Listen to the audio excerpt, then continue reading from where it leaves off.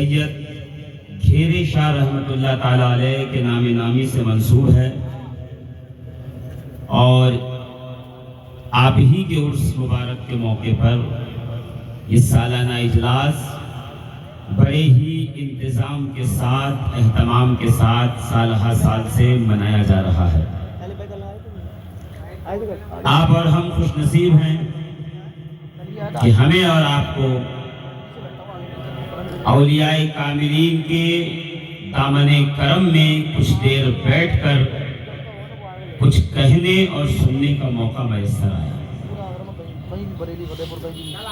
منبر رسول پہ دائیں سے بائیں علماء کرام تشریف فرما ہیں، ائمہ مساجد، حفاظ کرام۔ تھوڑی ہی دیر میں مجدد تعلیمات اشرفیہ سبحان اللہ حضور اشرف ملت سید محمد اشرفی الجیلانی، قومی صدر آل انڈیا علماء مشائخ بورڈ جلوہ افروز ہوں گے، اور ہمیں اور آپ کو ان سے باہوش تقریر سماعت کرنی ہے۔ عزیزان محترم، سامعین ذوی الاحترام، اپنے رب کا جتنا احسان ہم اور آپ مانیں اور اس کا شکریہ ادا کریں اتنا کم ہے کہ ہزارہ مخلوقات کو خلق کرتے وقت پروردگار عالم نے ہمیں اور آپ کو اپنے اشرف مخلوق میں پیدا فرمایا، اور یہ کمال رب العالمین نے بنی نوع انسان میں رکھا کہ جتنی مخلوقات اس وقت جس کائنات عالم میں موجود ہے وہ سب کے سب اسی حضرت انسان کی خدمت میں لگا دی۔ جی دیکھیے یہ تقریر ہو جائے گی جی۔ ویسے ہی بیچ میں آگرہ جو ہے، کوئی اگر آگرہ فورٹ گئے ہوں گے آپ لوگ قلعے میں، تو آپ نے دیکھا ہوگا کہ قلعے کے اور میدان کے بیچ میں کھائی ہوتی ہے۔ وہ اسی لیے ہوتی ہے کہ یہاں والا وہاں نہ جا پائے، یہاں والا وہاں نہ ہو پائے، وہ ہوتی ہی اس کے لیے۔ تو یہ جو کھائی بیچ میں ہے، اللہ بہتر جانے یہ کب بھرے گی۔ وہ پچھلے سال میں حاضر ہوا تھا تو یہ کھائی نہیں تھی، اس سال ہے، واللہ عالم بالصواب کہ یہ کیوں ہے، مگر جیسے بھی ہے میں یہ چاہتا ہوں کہ آپ کی توجہات میری جانب رہیں۔ میں بہت دیر تک نہیں، جب اشرف ملت تشریف فرما ہوں گے میں اپنی بات کو وہیں پہ سمیٹ، تھوڑی دیر کے لیے صرف اس لیے حاضر ہوا ہوں کہ سرزمین آگرہ سے جو اولیاء کرام تعلق رکھتے ہیں ان کی نگاہ کرم اور دامن رحمت سے میں بھی فیض یاب ہو سکوں۔ اللہ کا کروڑہ احسان و شکر ہے کہ ہندوستان کے طول و عرض میں حاضر ہونے کا موقع پروردگار عالم عطا فرماتا رہتا ہے، اور آئے دن کچھ نئے چہرے، کچھ نئے لوگ جن سے گفتگو کرنے کا، خطاب کرنے کا موقع میسر آتا ہے، مگر یہاں تو بات دوسری ہے، اس لیے کہ میں دوسری مرتبہ حاضر ہوا ہوں، اور آپ میرے مزاج کو بھی جانتے ہیں اور میری طبیعت کو بھی پہچانتے ہوں گے کہ میں تھوڑا ہنگامے میں تقریر کرنے کا عادی ہوں، قبرستان میں تقریر کرنا مجھے پسند نہیں۔ اس کی وجہ یہ ہے عزیزان محترم کہ جو بات یہاں سے جاتی ہے میں یہ چاہتا ہوں کہ وہ آپ کے دل و دماغ میں ثبت ہو جائے، وہ آپ کے دل و دماغ میں گھر کر جائے، بیٹھ جائے۔ چند نصیحتیں، کام کی باتیں یہاں سے لے کر کے آپ اٹھیں، اس لیے کہ تو اب ہمارے جلسے اکثر لطیفہ اور پیروڈی کے نظر ہو چکے ہیں، اور ہم آئے دن دیکھتے ہیں. اب تو عالم یہ ہے کہ بہت جگہ ہم نے یہ بھی دیکھا کہ مائک وائک بھی چل جاتا ہے، ہاں بڑی زوردار طریقے سے، جبکہ وقت کا تقاضا یہ ہے کہ قوم مسلم تھوڑا سنسیئرٹی کا مظاہرہ کرے، تھوڑا سا یہ قوم اپنے آپ کو سطحی سوچ سے بلند کرے، اور صرف اپنی ذات کے لیے نہیں بلکہ جب بھی سوچے تو پوری امت محمدیہ کے لیے سوچے. یہ ضرورت اس بات کی ہے.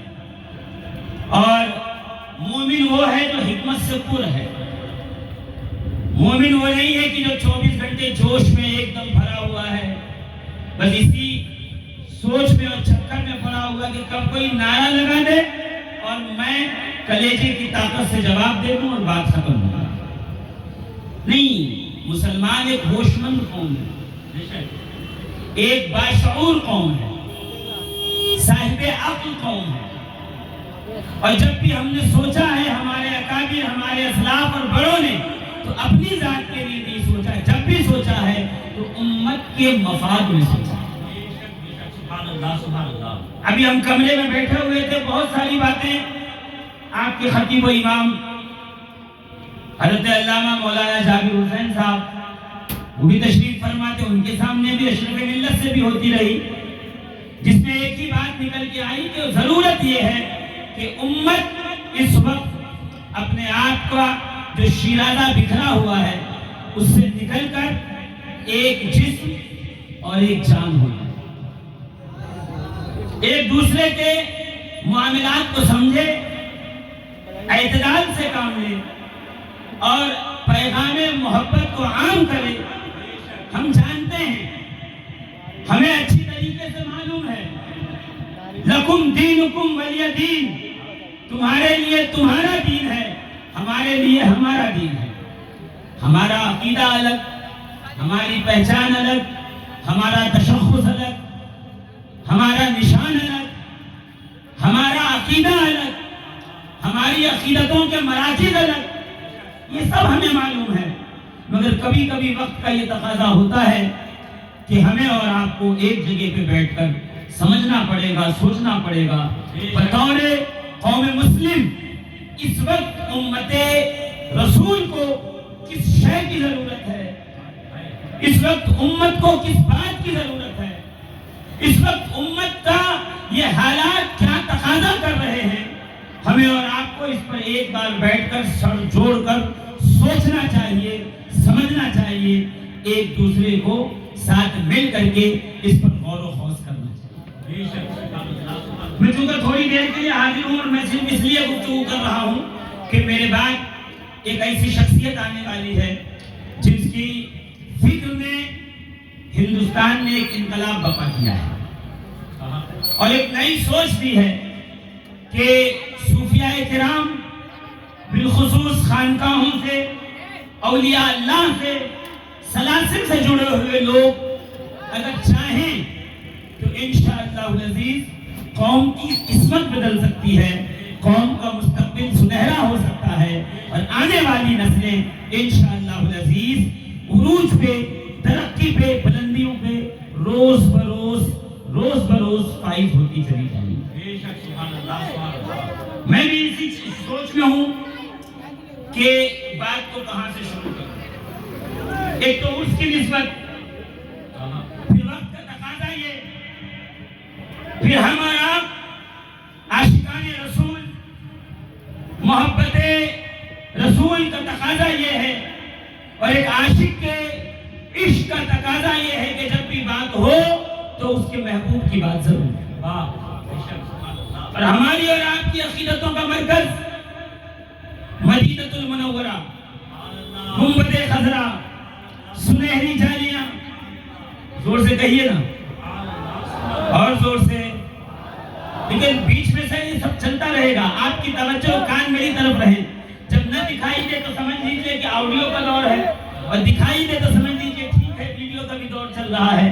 مگر عزیزان محترم غور فرمائیے، ہماری عقیدتوں کا وہی مرکز، ہماری عقیدتوں کا مرکز وہی ہے جو اولیاء کاملین کا تھا، جو صالحین کا تھا، جو اقطاب و اقواس کا تھا، جو امت کے افراد کا تھا، جو امت کے مخادیم کا تھا، جو ہمارے ائمہ کا تھا، محدثین و فقہا کا تھا، جو تابعین کا تھا، تبع تابعین کا تھا، جو صحابہ کرام کا تھا، ہم سب کی عقیدت و محبت کا وہی ایک مرکز ہے جو حضرت فاروق اعظم رضی اللہ تبارک و تعالیٰ عنہ سے نقل ہو کر آیا۔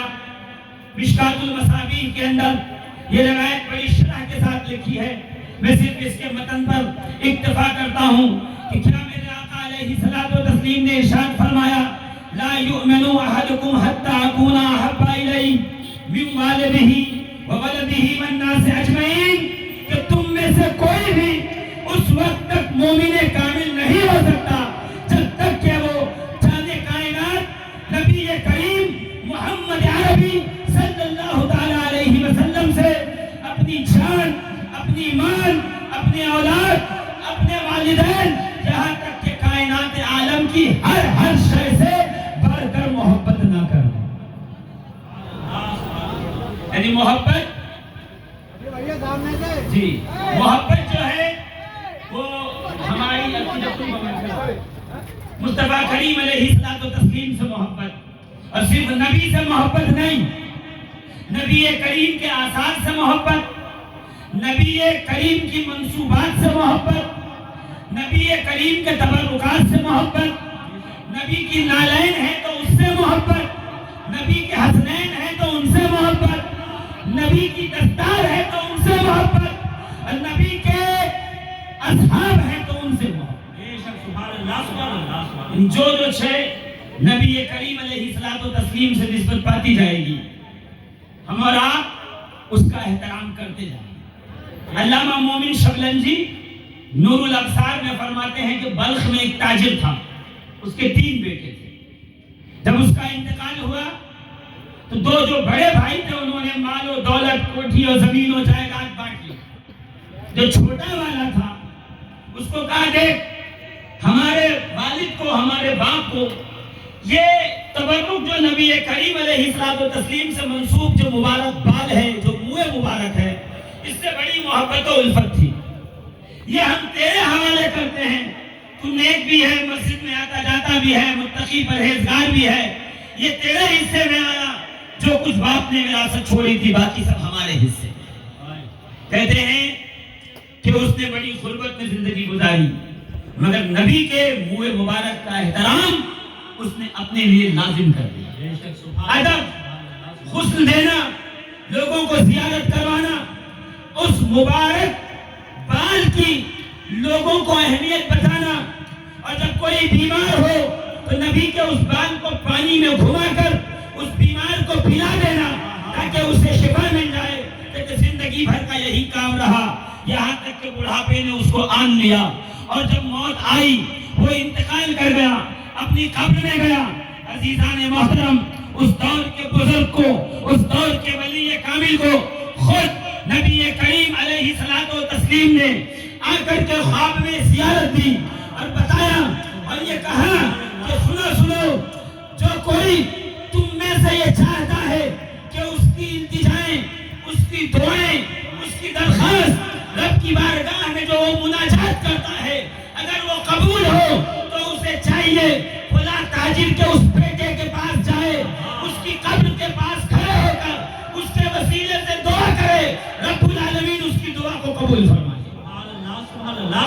علامہ مومن شبلنجی کہتے ہیں کہ نبی کے مبارک بال کے ادب کرنے والے کی قبر انور پہ رب العالمین نے وہ برکتیں عطا فرمائی، پروردگار عالم نے یہ کرم فرمایا کہ جو کوئی حاجت مند، ضرورت مند اس قبر پہ جا کے دعا کرتا، پروردگار عالم اس کی دعا کو قبول فرما لے۔ سبحان اللہ، سبحان اللہ، سبحان اللہ۔ عزیزان ملت اسلامیہ، علامہ مومن شبلنجی فرماتے ہیں کہ دیکھا نبی کریم کے بال مبارک کی نسبت کا لحاظ کرنے والا اگر قبر میں چلا جائے تو اس کی قبر باعث برکت ہو جایا کرتی ہے، اس کی قبر سے لوگوں کو فیض پہنچتا ہے۔ تو میں صرف اتنی بات کہہ کے آگے نکل جاؤں، جب نبی کے بال کے احترام کرنے والوں کا یہ عالم ہے تو نبی کی آل سے محبت کرنے والوں کا کیا عالم ہوگا، نبی کی اہل بیت سے محبت کرنے والوں کا کیا عالم۔ نعرے تکبیر، نعرے رسالت، عرص مقدس، علماء اہل سنت، نعرے حیدری۔ عزیزان ملت اسلامی، نسبت ہی کا تو فیضان ہے۔ یہاں اتنا بڑا مجمع ہے، کوئی قادری ہے، کوئی چشتی ہے، کوئی سہروردی ہے، کوئی نقشبندی ہے، کوئی رفاعی ہے، کوئی ابوالعلائی ہے، کوئی اشرفی ہے، کوئی برکاتی ہے، کوئی نوری ہے، کوئی غزلی ہے۔ میں پوچھتا ہوں یہ برکتیں کیا ہیں، یہ نسبتیں کیا ہیں، یہ اپنے ناموں کے ساتھ لائقے کیا ہیں؟ تو مجھے یہی جواب اپنے اکابر کی بارگاہ سے آئے گا کہ شفیق القادری یہ نسبت اس لیے ہے کہ یہ عبد القادر کے غلام ہیں۔ عبد القادر وہ ہے جو محمد عربی کا شہزادہ ہے، علی کے مرتضیٰ کا بیٹا ہے، فاطمہ زہرا کا نور نظر۔ جو پیچھے بیٹھے ہیں وہ اندھیرے میں، وہ نہ سمجھے کہ مجھے دکھ نہیں رہا، مجھے دکھ رہا ہے، میں صرف دیکھ رہا ہوں کہ آپ بولنا کتنا جانتے ہیں۔ زور سے کہیے نا، اور زور سے۔ پیچھے والے ذرا ہاتھوں کو بلند کر کے سبحان اللہ۔ عزیزان ملت، نسبت کیا ہے؟ ہم اہل سنت و جماعت، ہم سنی مسلمان، ہم غوث و خواجہ کے ماننے والے، ہم اولیاء اللہ پہ جان فدا کرنے والے، ہم لوگ اگر نسبت کا فیضان نہیں جانیں گے تو کیا کوئی غیر جانے گا؟ یہ بتایا ہی جاتا ہے یہ نسبت شے کیا ہوتی ہے، نسبت کام کیا کرتی ہے۔ میرے دوستو، میرے عزیزوں، نسبت کا تو مقام یہ ہے، نسبت کا تو مرتبہ یہ ہے کہ بازار سے 2000 روپے میٹر کا کپڑا خرید لو، اور خریدنے کے بعد اس کا کرتا بنوا لو، صدری بنوا لو، مگر وہ کہیں یہاں وہاں پڑی رہ جائے گی۔ اس کو کس طرح سے بھی دھو گے، کوئی نہ احتیاط ہوگا، نہ کوئی معاملات ہوں گے، نہ اس کے دھونے میں احتیاط، نہ رکھنے میں احتیاط، نہ اٹھانے میں احتیاط۔ مگر اگر بازار سے 20 روپے میٹر سوتی کپڑا خرید کر قرآن کا جستان بنا دو گے تو پھر عالم یہ ہوگا جتنی بار قرآن چومو گے اتنی بار جستان بھی ساتھ میں چوما جائے۔ نسبت کیا ہے؟ آئیے، المحنت علی المفند، اس کی کتاب علماء دیوبند کی، ذرا اٹھائیے پڑھیے۔ جب عقیدے کی بات، جب علماء اہل سنت کے استفتاء پر، جب اعلیٰ حضرت کے فتوے پر تصدیق کرتے ہوئے علماء حرمین طیبین نے اپنے فتوے جاری کیے، تو علماء دیوبند نے اپنی صفائی پیش کرتے ہوئے جب لکھی کتاب تو اس میں اپنا عقیدہ یہ بتایا کہ سنو، ہم تو نبی کریم کی نسبتوں کا یہ احترام کرتے ہیں کہ نبی تو نبی ہیں، ان کی قبر انور کے قدموں کے پاس میں جو مٹی ہے، نبی کی مبارک قبر انور میں ایک ہے پیدانہ، ایک ہے سرہانہ، تو پیدانے کے نیچے کی جو مٹی ہے، میں نہیں کہہ رہا، علماء دیوبند کیا کہہ رہے ہیں، نبی کریم کے قدموں کے نیچے کی جو مٹی ہے، قبر انور کے پیدانے کی جو مٹی ہے، وہ پوری کائنات سے افضل۔ زور سے کہیے نا، روئے زمین کی ہر مسجد سے افضل۔ کیا کہا؟ حرم خدا سے افضل۔ یہ ہمارا بھی عقیدہ ہے۔ نسیم الریاض میں، شفا شریف کی شرح میں، نسیم الریاض میں یہ بات باقاعدہ علامہ حفاظی نے لکھی۔ مگر میں کہہ رہا ہوں کہ دیوبند کی کتابیں اٹھا کے دیکھو کیا لکھا ہے، ذرا غور کرو کیا لکھا ہے۔ پتا ہے کہ نبی کریم کے قبر انور کے پیدانے کی مٹی دنیا کی ہر مسجد سے افضل، رکن یمانی سے افضل، رکن شامی سے افضل، حتیم سے افضل، مقام ابراہیم سے افضل، حرم سے افضل، پہلے دوسرے تیسرے ساتویں آسمان سے افضل، یہاں تک کہ لکھا کہ عرش سے بھی افضل ہے نبی کے قدموں کے نیچے کی مٹی۔ میں یہی تو کہہ رہا ہوں، جو نبی کے قدموں کے نیچے کی مٹی ہے، جب اس کی اتنی فضیلت ہے تو میں اکبر کی فضیلت کو کیا بتاؤں؟ نبی جس کے کاندھے پہ سوار ہو کر خان پہ سفر کر رہے ہیں، شور میں اپنی باتیں سبحان اللہ سبحان اللہ، زندہ باد زندہ باد زندہ باد۔ کیا رہا ہے آپ کو؟ جب نبی کے قبر انور کے پیدانے کی مٹی کا کمال یہ ہے تو جس صدیق اکبر کے کاندھے پہ نبی بیٹھے ہوں گے، کیا یہ سیرت الحلویہ؟ علامہ حلوی فرماتے ہیں خیبر فتح ہوئی، نبی کی بارگاہ میں سب مال غنیمت لایا گیا، اس میں ایک خچر بھی تھا، نبی کی بارگاہ میں پیش کیا گیا۔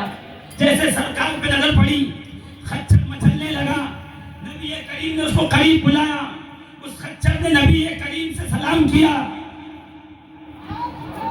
خچر کسے کہتے ہیں پتہ ہے؟ خچر کسے کہتے ہیں معلوم ہے؟ بولیے نا، آواز آئے گی۔ گدھا الگ ہے، خچر الگ ہے۔ ہاں، یہ ایک ٹیکنیک ہوتی ہے کہ جب دو الگ الگ نسلوں کو ملا کر کے ایک نئی نسل بنائی جائے۔ نمرود کے زمانے میں پہاڑ پر چڑھنے کے لیے ایسے سواری کی ضرورت تھی جو وزن لے کر تیزی کے ساتھ پہاڑوں پہ چڑھ سکے، لمبا سفر طے کر سکے، جس میں گھوڑے کی ہمت بھی ہو، گدھے کی طاقت بھی ہو۔ تو دور نمرود میں گھوڑے اور گدھے کو ملاپ سے، جس کو کہتے ہیں کراس بریڈنگ، جتنے لوگ بریڈنگ کو جانتے ہیں وہ اچھی طریقے سے سمجھتے ہیں، جو سائنس اور فزکس کا اسٹوڈنٹ ہے وہ سمجھ گیا ہوگا، یہ ہے کراس بریڈنگ۔ ہمارے یہاں قدم لگائی جاتی ہے آم میں، امرود میں، درخت میں، کیوں کہ یہ کھٹا ہے، میٹھے کی قلم لگاؤ تو اس کا مزہ بدل جائے گا۔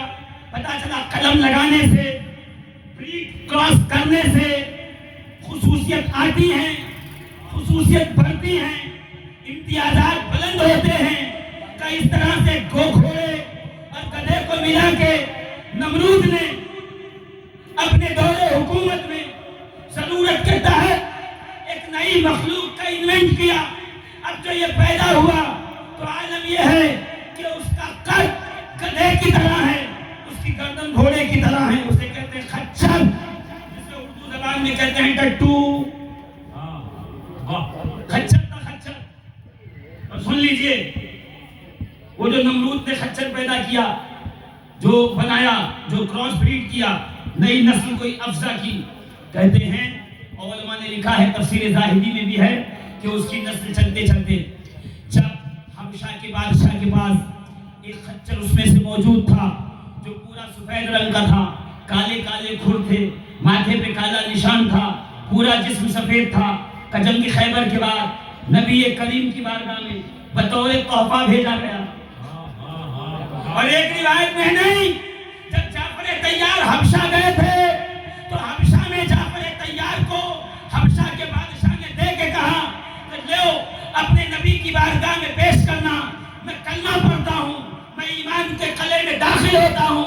جعفر طیار لے کے آئے، کہتے وہ بھاگنے میں اتنا تیز رفتار تھا کہ جب ٹانگیں پھیلاتا تھا تو پیٹ زمین پہ لگتا تھا، اور جس شے کا پیٹ زمین پہ لگے اسے حبشہ کی زبان میں دل کہتے ہیں۔